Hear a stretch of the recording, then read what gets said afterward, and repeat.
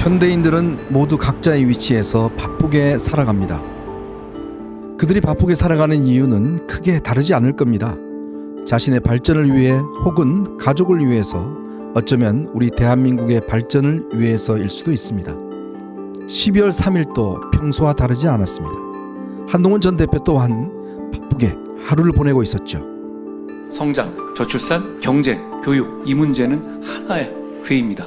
그 문제를 해결하는 것이 정치의 몫이고 더 뒤로 미뤄서는 안 된다고 생각합니다. 그 중심축 중에 여성 정책이 있습니다. 고백합니다. 저는 페미니스트는 아니에요. 그렇지만 여성의 삶은 존중하고 여성의 삶을 나아지기를 정말로 바라는 정치인입니다. 당시 국민의힘 당대표를 맡고 있던 한동훈 전 대표는 하루 스케줄을 꽉 채워서 보냈습니다. 이날 그는 페이스북에 영화 1승의 시각장애인 화면 해설 녹음에 참여한 모습을 게시물에 올리기도 했습니다. 그는 게시물 말미에 더 따뜻한 정치를 할 것이다 라는 다짐을 적었습니다. 그리고 그날 저녁에 경제와 복지 정책을 연구하는 학자들을 만나 식사 겸 토론을 했습니다. 평소 정치를 통해 성장하는 복지국가를 지향하는 것에 관심이 많던 그는 그날따라 좋은 의견이 많이 나와서 식사 자리를 일찍 마칠 수가 없었습니다. 저녁 자리를 마치고 한동훈 대표는 집으로 가는 차에 올랐습니다. 그리고 속보 하나를 보게 됩니다. 밤 10시 대통령 긴급 담화 예정이라는 속보였죠. 안녕하십니까. KBS 뉴스 특보입니다. 윤석열 대통령이 대국민 특별담화를 발표합니다. 지금 대통령실 연결합니다. 여당 대표인 자신도 모르는데 도대체 무슨 일이 벌어진 것일까? 한동훈 전 대표는 당황했습니다. 곧 기자들에게 연락이 쇄도하기 시작했고 그는 긴급 담화에 대해 아는 것이 없다고 대답했습니다. 이후 그는 대통령실의 관계자에게 전화했고 전화를 받지 않자 문자를 합니다.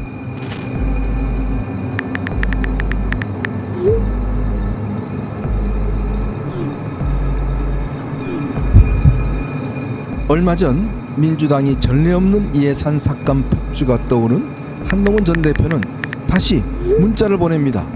그리고 한동훈 전 대표의 다급한 물음에도 불구하고 더 이상 답은 오지 않습니다.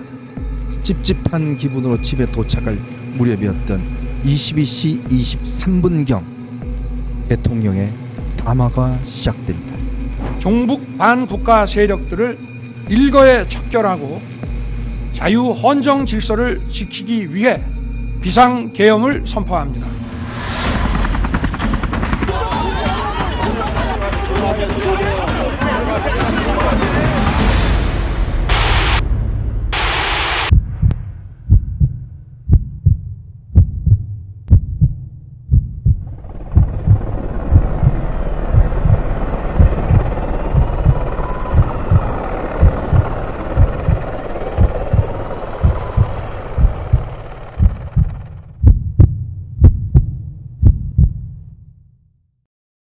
도대체 이 야심한 밤에 무슨 내용을 가지고 대통령께서 긴급 기자회견을 하는지 그러다가 막상 보니까 비상계엄이에요. 그래서 참 갑자기 멍해졌죠. 아마 그 감사원장 탄핵 그리고 중앙지검장과 검사들 탄핵 그리고 그 예산안 감축 뭐 이런 거 가지고 비난하는 정도겠지라고 얘기를 했어요. 비상계엄을 선포를 하시더라고요. 근데 저는 뭐가 좀 내가 뭘 잘못 들었나 했어요. 그래서 깜짝 놀라가지고 그걸 끝까지 보고 그 다음에 이제 YTN에서 대국민 담화가 끝나고 스튜디오로 다시 돌아왔는데 그때 이제 포커스 나이트 대담을 하기 위해서 출연해 있던 국민의힘 홍석준 전 의원 그리고 민주당 신현영 전 의원 성문교 앵커 이분들의 그 당황한 표정이 잊혀지지가 않습니다. 당시에는 한동훈 전 대표도 왜 이런 비상계엄이 선포되기까지 이른 것인지에 대해서는 구체적인 정보가 없었던 것 같아요. 아내랑 이야기를 하면서 좀 망설이고 있는데 한동훈 대표에게 톡이 온 거죠. 딱 세 글자였습니다. 당사로. 대표가 당사로 오라고 했는데 뭐 더 망설일 이유는 없어서 아내와 아이에게 인사를 하고 그다음에 이제 당사로 출발을 했죠. 근데 정말 예상치도 못한 비상계엄 선언이 나왔어요. 대통령실 출입 기자들도 사전에 알지 못했습니다. 한동훈 전 대표가 계엄 소식을 차에서 들었을 때 그는 당황스러운 감정에 대해 안타까운 감정이 들었다고 합니다. 민주당이 대통령의 온전한 국정 운영을 방해했던 것이 떠올랐기 때문이죠. 검수완박과 같은 악법으로 사법 시스템 무력화, 29번의 탄핵을 시도, 그리고 수많은 가짜뉴스 유포는 대통령이 대통령으로서 일하는 것을 불가능하게 했습니다. 야당의 줄탄핵, 무려 29번이나 되는 헌정사상 유례가 없는 그런 줄탄핵으로 국정을 방해하고 마비시킨 상황에 대해서는 충분히 이해가 갑니다. 그러나 그 방법이 군대를 동원하는 계엄이 되어서는 안 되는 것이었죠. 조금 전에 그리고 이제 국민의힘 당대표인 한동훈 당대표로부터도 메시지가 나왔습니다. 대통령의 비상계엄 선포는 잘못된 것이다. 전국이 혼란스러운 상황에 한동훈 대표의 첫 메시지가 뉴스 속보에 등장합니다. 대통령의 비상계엄은 잘못된 것입니다. 국민과 함께 막겠습니다. 이 상황을 어떻게 대응해야 될지 다들 우왕좌왕했던 것으로 알고 있습니다. 그렇지만 한동훈 대표는 확실했어요. 그러니까 지금 이 상황은 위헌위법적인 상황이라는 것에 대한 판단도 확실했고, 그리고 이 위헌위법적인 상황을 끝내기 위해서는 국회에 가서 계엄 해제 결의를 해야 된다라는 그러한 의지 역시 확실했습니다. 메시지를 낸 한동훈 전 대표는 곧장 차를 돌려 여의도로 향합니다. 그리고 차 안에서 헌법과 계엄법을 읽기 시작합니다. 그리고 헌법 제 77조 5항에서 계엄 사태를 해결할 수 있는 단초를 찾게 되죠. 그런데 한동훈 전 대표가 국회에 다다를 무렵 국회가 경찰에 의해 봉쇄되고 있다는 소식이 들려옵니다. 그래서 한동훈 대표는 당사로 향합니다. 당사에서 당의 국회의원들을 규합해 국회로 가기 위해서 말이죠. 오늘 대통령은 비상계엄을 선포했습니다. 요건에도 맞지 않은 위법한 위헌적인 비상계엄 선포입니다. 대한민국은 자유민주주의 국가입니다. 국민과 함께 자유민주주의를 지키겠습니다. 비상계엄을 반드시 막아내겠습니다. 국민께서는 안심해 주시기 바랍니다. 반드시 저희가 위헌적인 비상계엄을 막아낼 것입니다. 한동훈 전 대표가 당사 1층에 온 게 아마 11시 5분경일 겁니다. 3, 3호 계속 이제 국회의원들과 또 당 지도부, 주요 당직자들이 도착을 하셨습니다. 굉장히 빠른 속도로 본인의 언어로 본인이 알고 있는 상황을 정리를 해나갔어요. 첫 번째 일성이 뭐였냐면은 지금 최대한 빨리 국회로 가야 한다. 지체할 시간이 없다. 였습니다. 그리고 당시에 이제 제가 체포 가능성에 대해서 살짝 언급을 했었던 것 같은데 그때 한동훈 전 대표가 바로 뒤이어서 뭐라고 얘기를 했냐면은 그리고 나도 체포하려고 할 거다. 그런데 그러면 그것도 감수. 한동훈 대표가 국회 차원에서 계엄을 해제하기 위해서는 일단 국회의원들을 모아야 했습니다. 가보니까 한동훈 대표는 이미 와 있고요. 그래서 몇몇 사람들이 긴급하게 거기 모였고 뭐 토론이고 뭐고 필요 없이 우리가 앞장서서 국민의힘이 앞장서서 이 비상계엄을 빨리 끝내도록 해야 되겠다. 그러기 위해서는 계엄 해제 요구 결의안 이거를 국민의힘이 주도해서 이걸 해야지만 이후 이 보수 정치 세력에게 그나마 활동할 수 있는 공간이 열릴 것이다 이렇게 판단을 했습니다. 거기서 추경호 원내대표하고 의견이 엇갈린 거죠. 추경호 원내대표는 당 중진들을 지금 소집해 놨으니 좀 기다려보자. 그 사람들 의견도 좀 들어보고 하자. 이렇게 얘기를 했어요. 그래서 제가 강력하게 항의를 했습니다. 지금 그렇게 할 만한 시간적 여유가 어디 있느냐. 뭐 한동훈 대표도 막 같은 생각이었는데 그런데도 추경호 원내대표는 이 문제 처리만큼은 자신에게 좀 맡겨달라. 뭐 이렇게 얘기하면서 거기서 좀 언쟁이 벌어졌고요.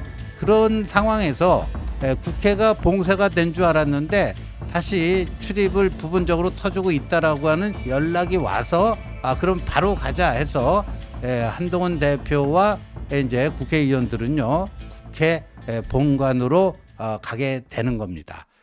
저희가 헌법 질서 내에서 우리 국민의힘이 앞장서서 문제를 바로잡겠습니다. 국민 여러분께서 안심해 주십시오. 저희가 반드시 위헌 위법한 계엄 선포를 바로잡겠습니다.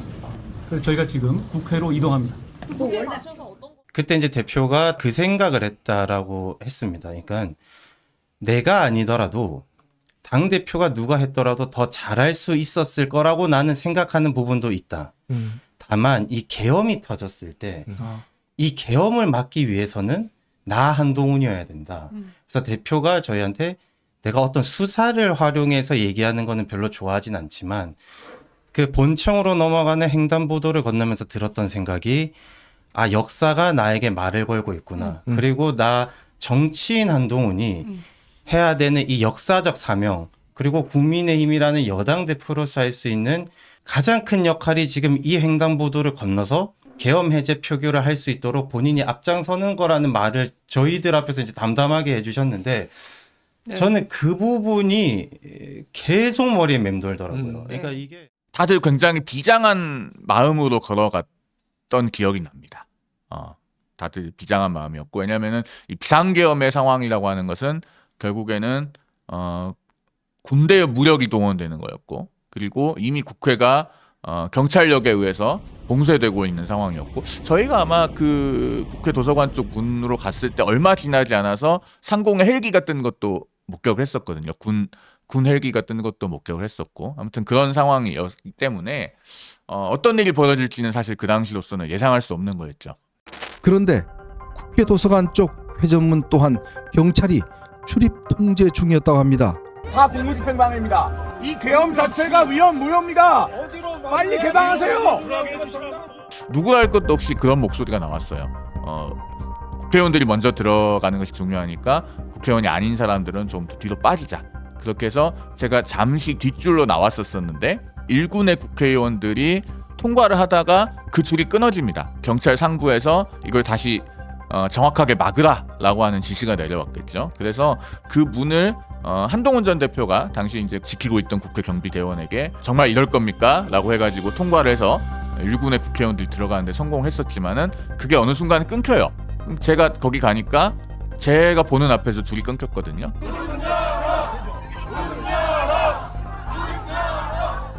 몸으로 막고 서 있던 국회 경비대원들과 좀 심각하게 언쟁을 벌이기도 했었습니다. 사실 그분들 개인의 잘못은 아니죠. 상부에서 지시가 내려오니까 그분들도 막고 있어야 되는 굉장히 난처하고 본인들로서도 원하지 않는 상황이었겠지만, 그럼에도 불구하고 이 계엄이 해제되고 나면은 이렇게 막는 행동들은 다 문제가 될 수 있다라고 엄히 경고하고 따져 묻고, 그렇게 해서 한 분이라도 더 들어갈 수 있는 가능성을 만들어내려고 노력을 해야 되는 그런 상황이었습니다.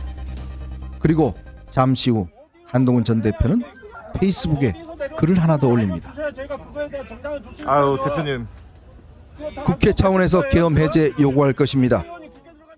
계엄의 시계가 다급하게 흐르기 시작합니다.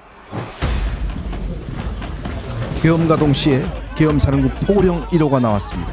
하지만 계엄 포고령은 헌법과 배치되는 부분이 있었습니다. 헌법에서 계엄을 통한 영향력 행사를 사법부와 행정부에만 가능하도록 규정하고 있습니다. 하지만 12월 3일에 일어난 계엄은 명백히 입법부인 국회를 통제하려고 했죠. 본관에 들어가서 이렇게 그 1층으로 들어오는 계엄군이 이제 로텐도홀 2층에서 이렇게 그쪽 계단에서 내려다보면 이렇게 보이거든요. 보이는데 중무장을 했어요. 그래서 그 포고령 1호를 딱 읽으면서 제가 우리 주변 당직자들한테 얘기를 했죠. 우리 모두 체포 대상이네. 나오면서 나 체포될지도 몰라. 그 집사람한테 이제 그 얘기를 했거든요. 나 못 들어올지도 모르겠다. 이제 가면은 이게 왜냐면 불법 체포나 구금이 자유로운 그렇게 되는 거잖아요. 그게 할 수 있는 거잖아요. 그래서 비상계엄과 함께 발표된 포고령에는 의대 증원 갈등에 관한 내용이 포함돼 있어 눈길을 끌었습니다. 전공의들이 48시간 내에 복귀하지 않으면 법에 의해 처단한다는 내용 또한 있었죠.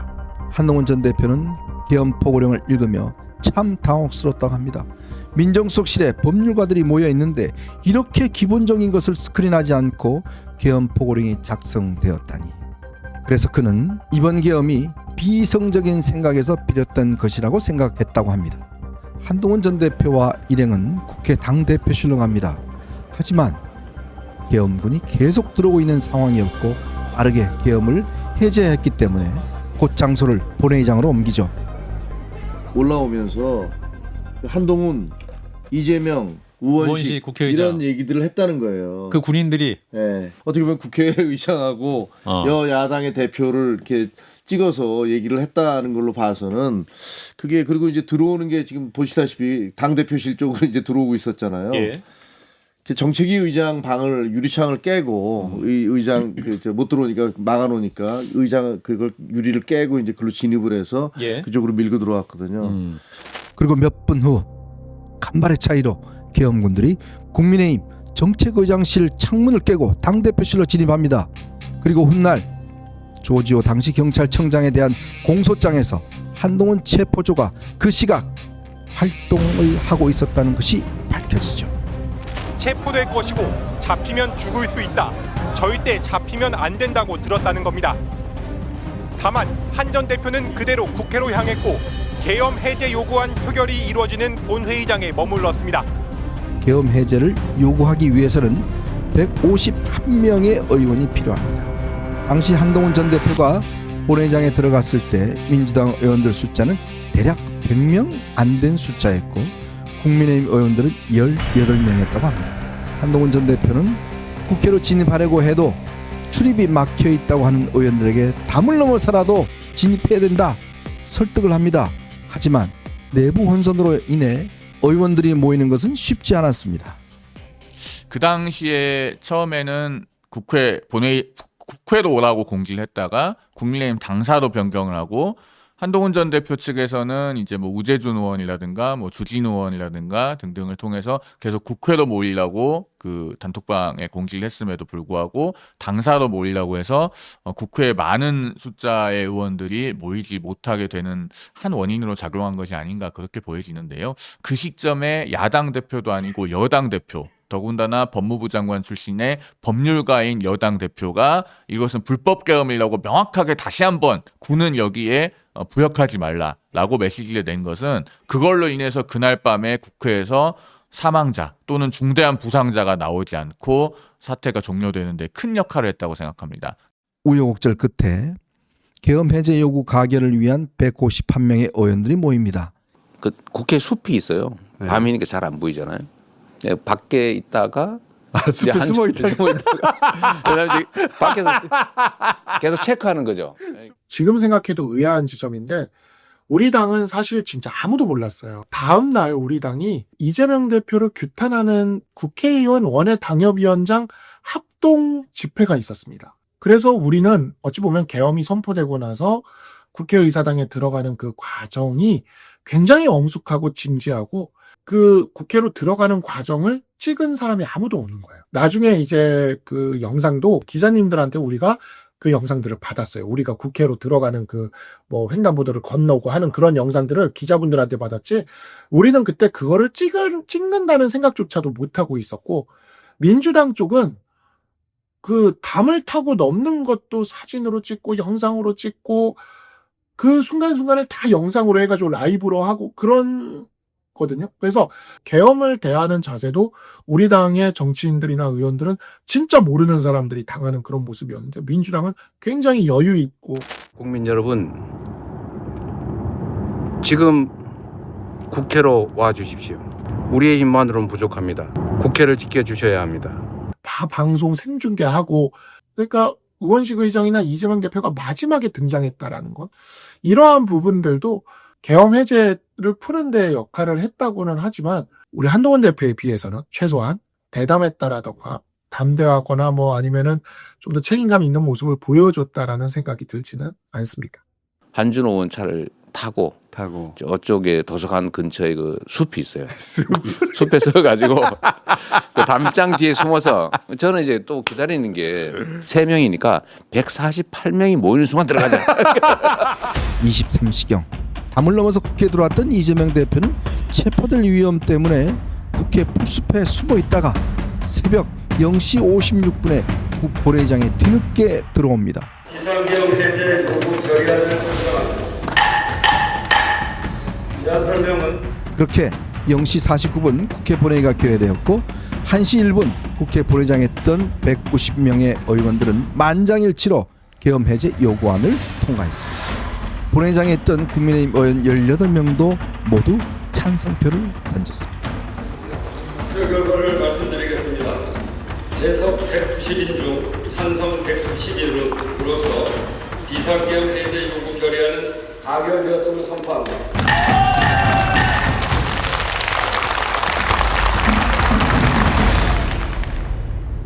계엄의 밤, 대한민국이 혼돈에 빠져 있을 때 만약 추경호 전 원내대표가 한동훈 전 대표의 의견을 따랐다면 어땠을까요? 그가 국민의힘 의원들을 규합해 한동훈 전 대표와 함께 국회로 향하고 계엄 해제 요구 결의안에 동참했다면 역사는 달라졌을 것입니다. 이때 굉장히 불안했어요. 왜 그러냐면 계엄이 해제된다라고는 해도 계엄 해제 요구를 할 수 있는 거지. 계엄 해제는 대통령이 선포를 해야 되는 거거든요. 근데 대통령이 선포를 안 하고 있는 겁니다. 그게 한 몇 시간이 이어졌는데 국무회의 개최를 미루는 방식으로 계엄 해제를 시간을 끄는 방법이 있을 수 있었습니다. 한동훈 대표는 이 부분을 걱정합니다. 이번 국회 계엄 해제 의결로 이번 계엄 선포는 실질적인 효과를 상실했습니다. 그렇기 때문에 앞으로 이런 지금 이 계엄령에 근거해서 군, 경이 공권력을 행사하는 것은 위법한 것입니다. 국회의 계엄 해제 요구가 있어 계엄 사무에 투입된 군을 철수시켰습니다. 바로 국무회의를 통해 국회의 요구를 수용하여 계엄을 해제할 것입니다. 여기서 생각해 봐야 할 문제가 있습니다. 설령 야당이 줄탄핵과 예산 폭거라는 횡포를 저질렀더라도 그 대응 수단으로 군대를 동원한 45년 만의 비상계엄 선포가 과연 올바르고 합당한 선택이었을까요? 정치는 정치로 풀어야 하지 않을까요? 그때 한동훈 대표가 취할 수 있는 게 표결에 참여하는 거. 그 다음에는 구경하는 자세였어요. 근데 만약 구경꾼이 되었으면 어떻게 됐을까요? 지금 국민의힘이 어떻게 됐을까?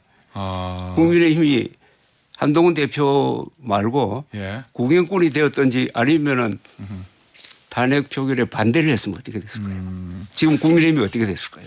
나는 그런 점에서 한동훈 대표가 국민의힘을 살렸다고 생각합니다. 집권당 대표로서 보통 용기를 갖지 않으면 할 수 없는 행위라고 나는 봐요. 맞습니다. 그러니까 난 윤석열 대통령에게 드리고 싶은 말씀이 뭐냐면 본인이 무슨 개인에 충성하지 않고 조직이나 나라에 충성한다고 얘기를 했는데 한동훈 대표야말로 그와 같은 행위라고 하는 것은 대한민국의 민주주의를 구하고 대한민국의 국격을 위해서 계엄을 해서 안 된다고 하는 그런 용기를 낸 거예요. 나는 그래서 한동훈 대표의 그날 행동을 보고 저 사람 대단히 시민의 용기를 가진 사람이다 이렇게 얘기를 하고 시민의 용기.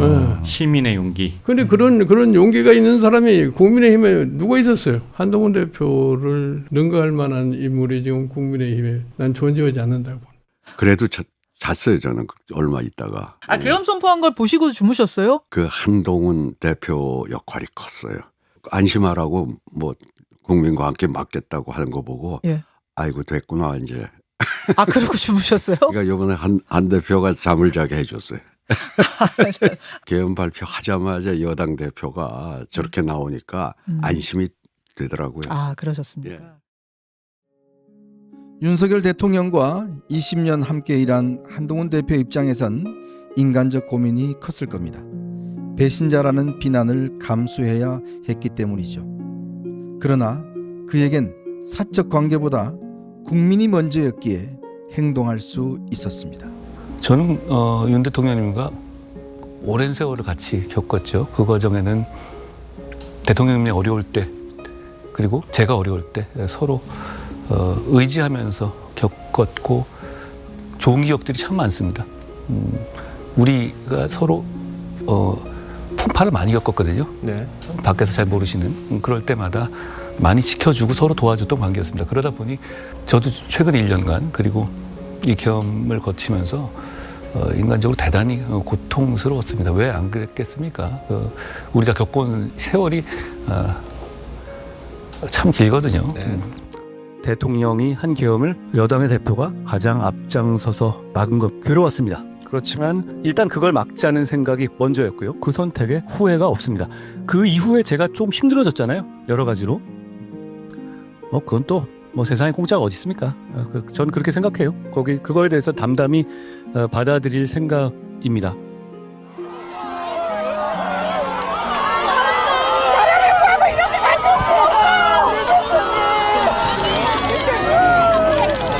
저를 지키려고 나서지 마세요. 제가 여러분을